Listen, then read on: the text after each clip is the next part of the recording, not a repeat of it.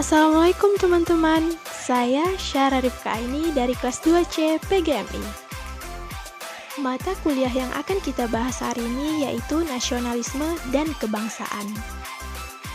Penyebab lunturnya nasionalisme dan kebangsaan di Indonesia salah satunya yaitu sikap individualisme. Nasionalisme adalah suatu sikap politik dari masyarakat suatu bangsa yang mempunyai kesamaan budaya dan wilayah serta kesamaan cita-cita dan tujuan dengan merasakan adanya kesetiaan yang mendalam terhadap bangsa itu sendiri. Cita-cita bangsa Indonesia adalah mewujudkan masyarakat dalam suatu negara yang merdeka, bersatu, berdaulat, adil, dan makmur, seperti yang tercetus dalam pembukaan Undang-Undang Dasar 1945 alinea kedua, yang berbunyi, dan perjuangan pergerakan kemerdekaan Indonesia telah sampailah pada saat yang berbahagia, dengan selamat sentosa menghantarkan rakyat Indonesia ke depan pintu gerbang kemerdekaan negara Indonesia, yang merdeka, bersatu, berdaulat, adil, dan makmur. Rasa nasionalisme yang tinggi akan menciptakan keoptimisan di antara semua kalangan, sehingga akan menumbuhkan jiwa serta idealisme yang kokoh untuk menciptakan cita-cita bangsa Indonesia tersebut. Lunturnya nasionalisme juga berdampak pada kehidupan bangsa. Hal tersebut dapat menjadi pemicu kehancuran bangsa. Hal itu terjadi karena ketahanan nasionalisme akan menjadi lemah dan dapat dengan mudah ditembus oleh pihak luar. Bangsa Indonesia sudah dijajah sedari dulu sejak rasa nasionalisme dan patriotisme pemuda memudar. Hal inilah yang memicu munculnya sikap individualisme. Sikap individualisme merupakan satu filsafat yang memiliki pandangan moral, politik, atau sosial yang menekankan kemerdekaan manusia serta kepentingan bertanggung jawab dan kebebasan sendiri. Seorang individualis akan melanjutkan pencapaian dan kehendak pribadi. Mereka menentang intervensi dari masyarakat, negara, dan setiap badan kelompok atas pilihan pribadi mereka. Oleh karena itu, individualisme melawan segala pendapat yang menempatkan tujuan suatu kelompok atau bersama. Sikap ini lebih mementingkan tujuan pribadi atau individu.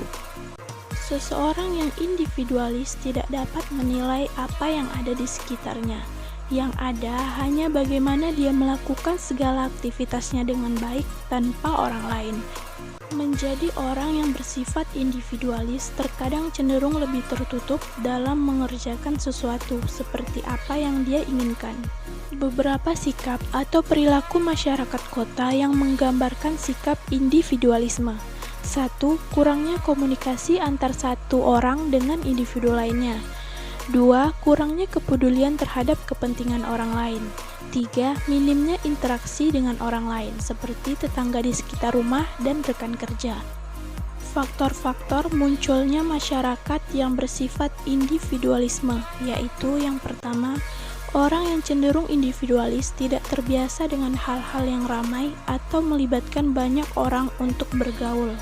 Yang kedua, orang yang individualis merasa dirinya tidak dibutuhkan oleh orang lain, sehingga ia lebih nyaman mengasingkan dirinya sendiri. Yang ketiga yaitu orang individualis muncul akibat krisis kepercayaan kepada orang lain, sehingga ia merasa apa yang ia lakukan itu selalu benar, dan apa yang dilakukan oleh orang lain itu selalu salah. Selain faktor-faktor munculnya masyarakat individualisme, ada pula dampak negatif dari masyarakat yang bersikap atau berperilaku individualis, seperti kehilangan rasa solidaritas terhadap sesama, egoisme yang tak terbatas, kesulitan dalam bersosialisasi. Beberapa cara mengatasi sikap individualis. Yang pertama, membuat prioritas berdasarkan moral. Yang kedua, meningkatkan rasa solidaritas atau kepedulian antar individu yang satu dengan yang lain. Yang ketiga, menumbuhkan sikap rela berkorban. Yang keempat, mengetahui bahwasannya manusia adalah makhluk sosial. Jadi, manusia tidak bisa hidup sendiri dan perlu bantuan orang lain. Yang kelima, menanamkan kesadaran dan motivasi pada individu sehingga individu akan berubah dengan kesadaran dirinya. Yang keenam, harus bisa mengedepankan kepentingan bersama daripada kepentingan pribadi. Kita harus bisa mencegah sebelum terjadi dan bisa mengatasi jika sudah terjadi. Kita juga harus bisa menyaring apa yang baik kita ambil dan apa yang buruk kita tinggalkan. Dengan demikian, kita tidak perlu menunggu waktu lama hingga sikap individualisme terkikis dari budaya masyarakat Indonesia. Thanks for watching. Assalamualaikum warahmatullahi wabarakatuh.